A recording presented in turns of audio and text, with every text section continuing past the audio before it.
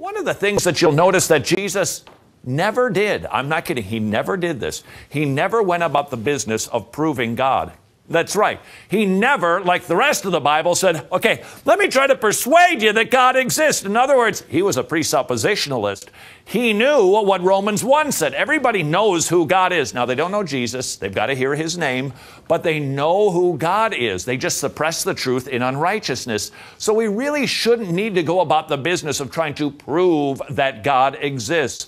However, if somebody is tender and they genuinely ask, we should be prepared to respond to, hey, you got some proof for God?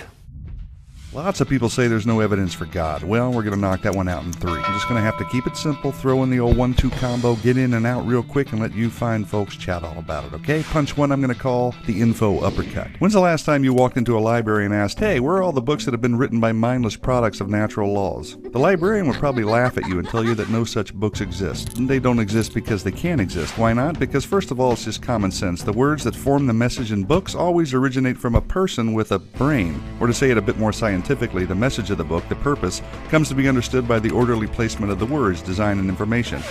Information. Now, anytime we find info, these basic laws always apply. Number 1, matter doesn't spontaneously produce information. Number 2, only a mental source, intelligence, can generate new creative information. In other words, just like those books that couldn't originate without a mind, neither could life. Why not, you ask? Because we know that DNA contains information. Therefore, the laws of information science apply, which means the information in DNA couldn't have spontaneously generated, and that a mind is behind the information. Period. No exceptions. Look at it this way. The simplest life form we know of is an amoeba, and it contains as much information in its DNA as 1,000 complete sets of Encyclopedia Britannica. So, are we to believe that there's no way a message in a library book could spontaneously generate, but far more complicated messages in DNA that contain 1,000 times more information could have? Not likely. You see, when it comes to life or anything else that contains information, the laws of information science confirm the necessity of a creative mind.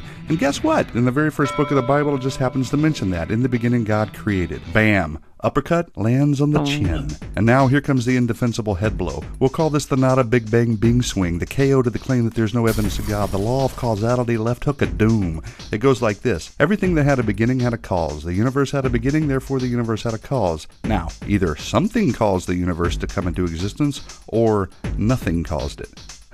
I might not be the smartest guy behind the telescope, but honest, practical, everyday thinking's going to lead me to the former. You have to work pretty hard to conjure up a way that nothing did it. You see, it's pretty improbable, nigh impossible, to account for design, information, and cause if the universe just exploded from nothing. Smack! And while we're on the topic, where did the matter come from that exploded? Are we really to believe that there was nothing and then it exploded, and now the exploded nothing is something, and we just happen to be smart enough to discover and understand the very laws that prove the opposite? And if the general understanding of the law of cause and effect is true, how can matter come from a lesser cause like nothing? I mean, come on.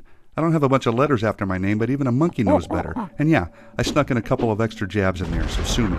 Now for some parting words from our sponsor, the Bible. It tells us in Romans 1:20 that since the creation of the world, God's invisible attributes are clearly seen, being understood by the things that are made, even his eternal power and Godhead, so they are without excuse. It also says that people actually know the truth, but they reject it, which explains why even though there's overwhelming evidence that there is a God, evidence won't convince the unwilling. Sad but true. So there you have it. With just a couple of meaningful blows, the claim that there is no evidence for God is down for the count, mi amigos. In other words, it's been debunked